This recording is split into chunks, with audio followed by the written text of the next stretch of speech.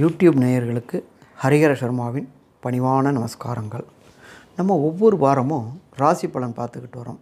இந்த ராசி பலன் பார்க்குறதுக்கு எதுக்கு காரணம் அப்படின்னாக்க, இந்த வாரம் நம்மளுடைய ராசிக்கு எப்படி இருக்குது அப்படின்னு தெரிஞ்சுக்கிட்டாக்க, முன்னாடி prevention is better then cure அப்படின்ற மாதிரி செயல்படுறதுக்கு வசதியாக இருக்குமா, செயல்படுறதுக்கு வசதியாக இருக்கும். இப்போ இந்த வாரத்துக்கு உண்டான ராசி பலனை பார்க்குறதுக்கு முன்னாடி இன்றைக்கி தேதி அப்படின்றத பொறுத்தளவுக்கு 6/1/2019, கிழமை அப்படின்றத பொறுத்தளவுக்கு ஞாயிற்றுக்கிழமை. இன்றைக்கி மார்கழி மாதத்துக்கு தேதி அப்படிங்கிறது 22 தேதி. இன்றைக்கு பார்த்தீங்க அப்படின்னாக்க, இந்த வாரம் அப்படின்னாக்க தொடங்கிறது ஞாயிற்றுக்கிழமையில். இன்றைக்கி தொடங்குகிற திதி அப்படிங்கிறது பிரதம திதி. காலையில் 7 மணி வரலும் அமாவாசை இருக்குது, அதுக்கப்புறம் பிரதமம் இருக்குது. அப்போ அடுத்தது நட்சத்திரம் அப்படின்றத பொறுத்தளவுக்கு இன்றைக்கு பூராட நட்சத்திரம். இது பார்த்தாச்சு அப்படின்னாக்க, சந்திராசிரமம் என்ன அப்படின்னாக்க, மிருகசீரிஷ நட்சத்திரத்துக்கும் திருவாதிரை நட்சத்திரத்துக்கும் சந்திராஷ்டமம் இன்றைக்கி. அப்போ சந்திராஷ்டம காலகட்டங்களில் எப்படி செயல்படணும் அப்படின்னாக்க, முக்கிய முடிவுகள் எடுக்கிறோம் அப்படின்னாக்க அதை தவிர்ப்பது சிறந்தது. எடுத்தே ஆகணும் அப்படின்ற ஒரு கண்டிஷன் வந்துருச்சு அப்படின்னு சொன்னாக்க, 1க்கு 100 முறை யோசித்து முடிவு எடுத்தோம்னாக்க சிறப்பாக இருக்குமா, சிறப்பாக இருக்கும். இந்த வாரத்தில் பார்த்திங்கனாக்க, ஒன்றும் பெரிய முக்கியமான பண்டிகைகள் வருதா அப்படின்னாக்க, சுவாமி விவேகானந்தர் பிறந்த தினம் மட்டும்தான் வருது. மற்றபடி இந்த இதில் வேறு ஒன்றும் பெரிய ஃபங்க்ஷன்கள் இல்லை. இப்போ ராசியில் ஃபஸ்ட்டு ராசி அப்படின்ற பொறுத்தளவுக்கு மேஷ ராசியை பார்க்க போகிறோம். மேஷம் அப்படின்றது செவ்வாய் அதிபதி. ராசியாதிபதி செவ்வாய் ராசிக்கு வந்துட்டார். ராசியாதிபதி ராசியில் இருக்கும் பொழுது மேஷ ராசிக்காரங்களை பொறுத்தளவுக்கு அரசு தொடர்புடைய உத்தியோகத்துக்கு ட்ரை பண்ணாக்க உடனடியாக அது ஜெயமாகுமா? கண்டிப்பாக ஜெயமாகும். சரி, என்ன பண்ணணும்? சனி பகவானை பொறுத்தளவுக்கு இதுவரை அஷ்டமத்தில் இருந்தவர் 9ஆம் இடத்துக்கு போயிட்டார். இதுவரை 7ஆம் இடத்துல இருந்த குரு 8க்கு வந்துட்டார். 8க்கு வந்ததுனால கொஞ்சம் பொருளாதாரத்தில் தடைகளும் தாமதங்களும் இருக்கும். இது ரொம்ப நாளைக்கு நீடிக்குமா அப்படின்னா ரொம்ப நாளைக்கு நீடிக்காது. சரி, இந்த பொருளாதார தடைகளையும் அரசு உத்தியோகங்கள் கிடைக்கிறதுக்கும் என்ன பண்ணணும் அப்படின்னாக்க, சரணாகதி அடைய வேண்டியது அப்படிங்கிறது எம்பெருமானான செவ்வாயிட்ட சரணாகதி. செவ்வாயுடைய ஸ்தலம் அப்படின்றத பொறுத்தளவுக்கு நமக்கு வைத்தீஸ்வரன் கோயில். ஒரு முறை வைத்தீஸ்வரன் கோயில் போயிட்டு வந்தோம் அப்படின்னு சொன்னாக்க கண்டிப்பாக மேஷராசிக்காரங்களுக்கு கைமேல் பலன் கிடைக்குமா? கண்டிப்பாக கைமேல் பலன் கிடைக்கும். ஒன்று. அடுத்தது ராசியில் 2வது ராசி அப்படின்ற பொறுத்தளவுக்கு ரிஷபராசி. ரிஷபராசிக்கு அதிபதி அப்படின்றவர் எம்பெருமான் சுக்கிர பகவான். சுக்கிர பகவான் இன்றைக்கி நல்ல நிலையில் இருக்கிறாரா? கண்டிப்பாக நல்ல நிலையில் இருக்கார். இதுவரை 6ல் இருந்து குரு கஷ்டம் கொடுத்துக்கிட்டு இருந்தார். 7ல் இருந்து சனி பகவான் கஷ்டம் கொடுத்துட்டு இருந்தார். இப்போ சனி பகவான் 8ஆம் இடத்துக்கு போயிட்டு அஷ்டமத்து சனி ஆகிட்டார். அதே போல் 6ல் குரு பகவான் சுக்கிரனோட வீட்டில் இருந்து பகைப்பட்டு இருந்ததுனால நமக்கு கிடைக்க வேண்டிய பூர்வ புண்ணிய சொத்துக்கள், நமக்கு தேவையில்லாத பூர்வ புண்ணிய சொத்துக்களில் வம்பு வழக்குகள் வந்துச்சு. அதெல்லாம் விலகிடுமா? விலகிடும். அஷ்டமத்து சனி நடந்தாலும் ரிஷபராசிக்காரங்களுக்கு பொறுத்தளவுக்கு பெரிய பிரச்சனை பண்ணாது, பயப்பட வேண்டிய அம்சம் இல்லை. சரி, என்ன பண்ணினா இந்த வாரம் நல்லாயிருக்கும் அப்படின்னாக்க, சரணாகதி அப்படின்றத பொறுத்தளவுக்கு எம்பெருமான் சுக்கிர பகவான். சுக்கிர பகவானுடைய ஸ்தலம் அப்படின்றத பொறுத்தளவுக்கு கும்போணம் பக்கத்தில் கஞ்சனூர்ன்ற இடம். அங்கே கஞ்சனூருக்கு போயிட்டு ஃபஸ்ட்டு பண்ண வேண்டியது அப்படின்றது ஈஸ்வரனுக்கு அர்ச்சனை, தாயாருக்கு அர்ச்சனை, எம்பெருமான் சுக்கிர பகவானுக்கு அபிஷேகம். இது பண்ணிட்டு வந்தோம்னாக்க வருகின்ற தடங்கல்களும் வந்த தடங்கல்களும் ரிஷபராசிக்காரங்களுக்கு விலகிடுமா? கண்டிப்பாக விலகிடும்னே சொல்லலாம். அடுத்தது நம்ம இதுவரையிலும் 2 ராசி பார்த்தோம். 3வது ராசி அப்படின்ற பார்க்க போகிறது மிதுன ராசி. இந்த மிதுன ராசிக்காரங்களை எப்பொழுதுமே என்ன சொல்லுவாங்க? குழப்பவாதி அப்படிம்பாங்க. ஏன் அப்படின்னாக்க, மிதுனத்துடைய அதிபதி புதன். இன்றைக்கி புதன் நல்ல நிலையில் இருக்காரா அப்படின்னா கண்டிப்பாக நல்ல நிலையில் தான் இருக்கார். அதே போல் குரு பகவான் இதுவரையிலும் 5ல் இருந்த குரு பகவான் 6க்கு போயிட்டார். 1. அடுத்தது இதுவரையிலும் 6ல் இருந்த சனி பகவான் 7க்கு போயிட்டார். இப்போ இந்த காலகட்டங்கள் அப்படின்றது இதுவரை திருமணம் தடைகளும் தாமதங்களும் பட்டுக்கிட்டு வந்திருந்தவங்களுக்கு உடனடியாக திருமணம் நடக்கிறதுக்கான வாய்ப்புகள் உண்டாகும். என்ன பண்ணணும் அப்படின்னாக்க, புத பகவான்கிட்ட சரணாகதி. புத பகவானுடைய ஸ்தலம் அப்படின்றத பொறுத்தளவுக்கு மாயரம் அருகில் திருவெண்காடு அப்படின்ற இடம். இந்த திருவெண்காடுக்கு போயிட்டு 3 குளத்துலேயும் ஸ்நானம் பண்ணணும். கோயில் உள்ளாரியே 3 குளங்கள் இருக்கும். அந்த 3 குளத்துலையும் ஸ்நானம் பண்ணிவிட்டு எம்பெருமான் ஈஸ்வரனுக்கும் தாயாருக்கும் அர்ச்சனை பண்ணிவிட்டு புத பகவானுக்கு அபிஷேகம் பண்ணிட்டு வந்தோம்னாக்க வருகின்ற பிரச்சனைகள் அத்தனையும் விலகுமா? கண்டிப்பாக விலகும்னே சொல்லலாம். 4வது ராசியாக வர்றது கர்க்கடகம் அல்லது கடகம்.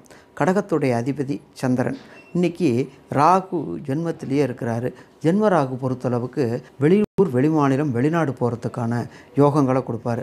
இதை மாதிரி நான் படித்து முடிச்சுட்டேன், ஹையர் எஜுகேஷனுக்காக வெளிநாடு போகணும்னு நான் முயற்சி பண்ணிகிட்ருக்கிறேன் அப்படின்னு நினச்சிட்டு இருக்கிற கடகராசிக்காரங்களுக்கு ராகு துணை புரிவார். வெளியூர், வெளிமாநிலம், வெளிநாடு இந்த இடங்களுக்கு போயிட்டு நம்மளுடைய இதை பொறுத்தளவுக்கு ஹையர் எஜுகேஷனுக்கு தங்கு தடையின்றி தாமதமின்றி கிடைக்குமா? கிடைக்கும். சரி, என்ன பண்ணணும்? சரணாகதி அப்படின்றது ராகு பகவான்கிட்ட சரணாகதி.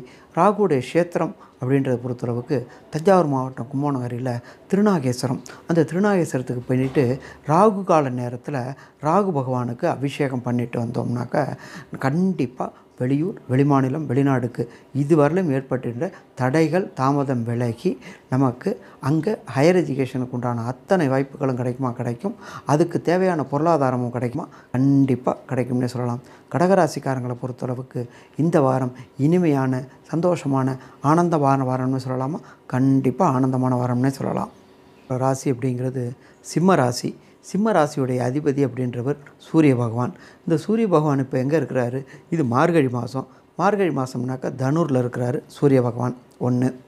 அடுத்தது, இதுவரை 3ல் இருந்த குரு பகவான் 4ஆம் இடத்துல கேந்திரத்தில் ஏறி இருக்கிறாரு. இதுவரை அர்த்தாசிரம சனி ஏற்பட்டுக்கிட்டு இருந்தது. அர்த்தாசிரம சனி விலகி சனி பகவான் 5ஆம் இடத்துக்கு போயிருக்காரு. இது இப்போ நல்லதா? கண்டிப்பாக நல்லது. ராசியாதிபதி ராசிக்கு 5ல் இருக்கார். அடுத்தது குரு பகவான் 3ல் இருந்து கஷ்டம் கொடுத்துட்டு இருந்தவர் 4க்கு போயிருக்காரு. அதுவும் நல்லதா? கண்டிப்பாக நல்லது. சரி, என்ன விதத்தில் நல்லது?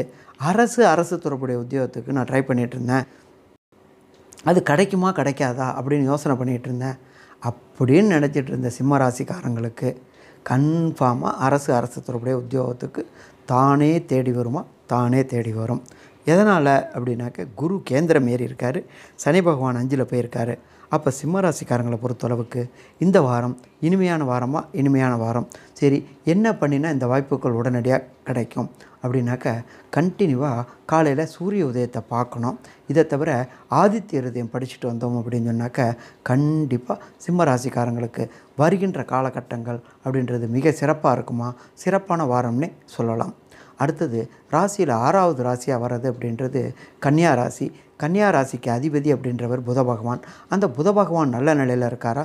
நல்ல நிலையில் இருக்கார். 1.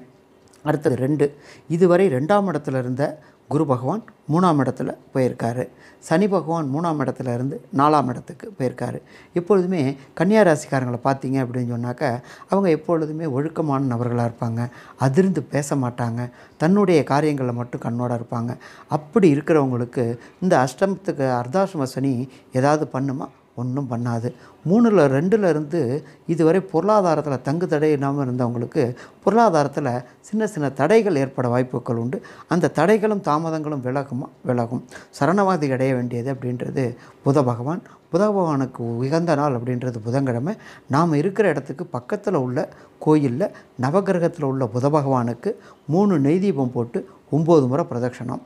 அதை தவிர புத பகவானுக்கு இஷ்டப்பட்ட பச்சை பயிர் சுண்டல் பண்ணி சுவாமிக்கு நைவேத்தியம் பண்ணிவிட்டு வர பக்தர்களுக்கு விநியோகம் பண்ணிட்டு வந்தோம்னாக்க கண்டிப்பாக வருகின்ற வாரம் இனிமையாக இருக்குமா? கண்டிப்பாக இனிமையாக இருக்கும். அடுத்தது துலா ராசி, 7வது ராசி. துலாம் அப்படின்னாலே அதிபதி சுக்கிரன். இவங்களை பொறுத்தளவுக்கு எந்த ஒரு காரியம் கொடுத்தாலும் அதோட கடைசி முனையில் வரலும் போகக்கூடிய நபர். 1.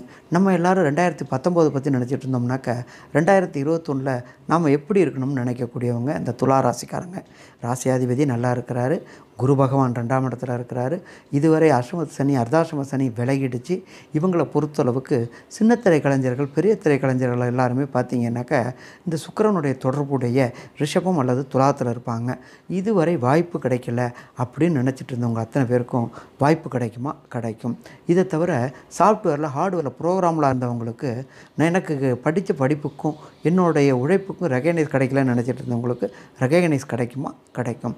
என்ன வழிபாடு செய்யணும் அப்படின்னாக்க மகாலட்சுமி வழிபாடு. மகாலட்சுமி வழிபாடு ஒவ்வொரு வெள்ளிக்கிழமையும் தொடர்ந்து ஒரு 7 வெள்ளிக்கிழமை மகாலட்சுமி வழிபாடு பண்ணிட்டு வந்தோம்னாக்க துளாராசிக்காரங்களுக்கு இந்த வாரம் மிக ஆனந்தமான வாரம், எண்ணிய எண்ணங்கள் எளிதில் கைகூடக்கூடிய வாரமாக கைகூடக்கூடிய வாரம். அடுத்தது 8வது ராசி அப்படின்ற பொறுத்தளவுக்கு விருச்சிக ராசி.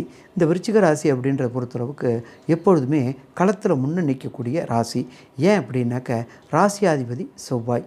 ராசியாதிபதி செவ்வாய் நல்ல நிலையில் இருக்காரா அப்படின்னா கண்டிப்பாக நல்ல நிலையில் இருக்கார். குரு ஜென்ம குரு. அடுத்தது சனி பகவான் பாத சனி நடக்குது. எப்போதுமே நம்ம என்ன சொல்லுவோம், ஒரு வழக்கு மொழியாக ஜென்ம குரு வனத்திலே அப்படிமோ, வனத்தில் கிடையாது, இடமாற்றம். இதுவரை நான் இடமாற்றத்துக்காக முயற்சி பண்ணிகிட்டு இருந்தேன், பதவி உயர்வுக்காக முயற்சி பண்ணிகிட்டு இருந்தேன், எனக்கு கிடைக்காமலே இருந்துகிட்டு இருந்துச்சு அப்படின்னு நினச்சிட்டு இருக்கிற விருச்சிக ராசிக்காரங்களுக்கு பொறுத்தளவுக்கு இந்த வாரத்தில் பதவி உயர்வு பண உயர்வோட இடமாற்றம் கிடைக்குமா? கிடைக்கும். சரி, என்ன பண்ணினா உடனடியாக கிடைக்கும்? சரணாகதி அடைய வேண்டியது எம்பெருமான் செவ்வாய். செவ்வாய் அப்படின்றது அங்காரகன். நாம் இருக்கிற இடத்துக்கு பக்கத்தில் உள்ள முருகன் கோயிலுக்கு தொடர்ந்து 7 வாரம் போயிட்டு முருகப்பெருமானுக்கு அர்ச்சனை பண்ணிவிட்டு 7வது வாரம் முருகனுக்கு அபிஷேகம் பண்ணிட்டு வந்தோம்னாக்க விருச்சிக ராசிக்காரங்களுக்கு பொறுத்தளவுக்கு இந்த வாரம் தான் எண்ணிய பதவி உயர்வு, பணவரவு எல்லாம் தங்கு தடை இல்லாமல் இருக்குமா? கண்டிப்பாக தங்கு தடை இல்லாமல் இருக்கும். நம்ம இப்போ அடுத்து பார்க்க போகிறது 9வது ராசியாக வர்றது தனுர் ராசி. இந்த தனுர் ராசிக்காரங்கள்ட்ட என்ன ஒரு விஷயம் அப்படின்னாக்க, இந்த கையில் கோடியும் அந்த கையில் மரியாதையும். இவங்க எப்பொழுதுமே இவங்களோட எண்ணங்கள் எல்லாமே உள்ளுவதெல்லாம் உயர் உள்ளல். இவங்களோட எண்ணம் எப்போதுமே பெரிய பெரிய எண்ணங்களாக இருக்கும். அதுக்கு தகுந்த மாதிரி காரியங்களும் நடக்குமா? நடக்கும். சரி, இப்போ தனுர் ராசிக்காரங்களை பொறுத்தளவுக்கு 8ஆம் இடத்துல ராகு இருக்கிறாரு 1. அடுத்தது 2, ராசியாதிபதியான குரு ராசிக்கு 12ல் இருக்கார். அடுத்தது ஜென்ம சனி நடக்குது. அப்போ இவங்க இந்த காலகட்டங்களை பொறுத்தளவுக்கு தனுர் ராசிக்காரங்களை பொறுத்தளவுக்கு எச்சரிக்கையாக செயல்படணும். எதில் எச்சரிக்கையாக செயல்படணும்? வண்டி வாகனங்களில் செல்லும் பொழுது மிக எச்சரிக்கையாக செயல்படணும். எக்காரத்தை கொண்டு ரேஷ் டிரைவிங் பண்ணுறதை தவிர்க்கணும். ஏன்னாக்க ஜென்மச்சனி நடக்கும் பொழுது கண்டிப்பாக பிரச்சனைகளை உண்டு பண்ணுவார் 1. அடுத்தது நம்பர் 2, ராசியாதிபதி ராசிக்கு 12ல் போனதுனால பண விரயங்கள், தேவையில்லாத பண விரயங்கள். அதில் தேவையான பண விரயம், தேவையில்லாத பண விரயம் அப்படின்னாக்க ஆஸ்பத்திரி போகிறது அப்படின்றது தேவையில்லாத பண விரயம். தேவையான பண விரயம் அப்படின்றது சுப செலவுகள், ஒரு கல்லூரிக்கு பணம் கட்டுறது, ஒரு கல்யாணம் பண்ணுறதுக்கு இது பண்ணுறது, இது மாதிரி சுப விரயங்கள். இந்த காலகட்டங்களில் தனுர் ராசிக்காரங்க ரொம்ப எச்சரிக்கையாக செயல்படணுமா? கண்டிப்பாக எச்சரிக்கையாக செயல்படணும். சரி, இப்போ இதெல்லாம் பிரச்சனையிலேருந்து நான் விடுபடணும் சாமி, நான் என்ன பண்ணணும் அப்படின்னாக்க தொடர்ந்து ஒரு 11 வியாழக்கிழமை நீங்கள் இருக்கிற இடத்துக்கு பக்கத்தில் உள்ள கோயிலில் குருவோடைய அதிபதியான தட்சிணாமூர்த்திக்கு 54 எண்ணிக்கை கொண்ட வெள்ளை மூக்கு கடலை மாலை பண்ணி போட்டுட்டு சுவாமிக்கு அர்ச்சனை பண்ணணும், 3 நெய் தீபம் போடணும். இதை தவிர 11வது வாரம் தட்சிணாமூர்த்திக்கு வெள்ளை மூக்கு கடலை சுண்டல் பண்ணி சுவாமிக்கு நைவேத்தியம் பண்ணிவிட்டு வர பக்தர்களுக்கு விநியோகம் பண்ணினோம்னாக்க வருகின்ற தடங்கல்களும் வந்த தடங்கல்களும் சூரியனை கண்ட பனி போல் விலகிடும்னே சொல்லலாம். அடுத்த ராசி அப்படின்ற பொறுத்தளவுக்கு நாம் பார்க்க போகிறது மகர ராசி. இந்த மகர ராசி அப்படின்ற பொறுத்தளவுக்கு அதிபதி சனி பகவான். இந்த சனி பகவான் அப்படின்றது நல்ல நிலையில் இருக்காரா அப்படின்னாக்க ராசியாதிபதி ராசிக்கு 12ல் விரய சனியாக இருக்கார் 1. அடுத்தது குரு பகவான் 11ஆம் இடத்துல இருக்கார்.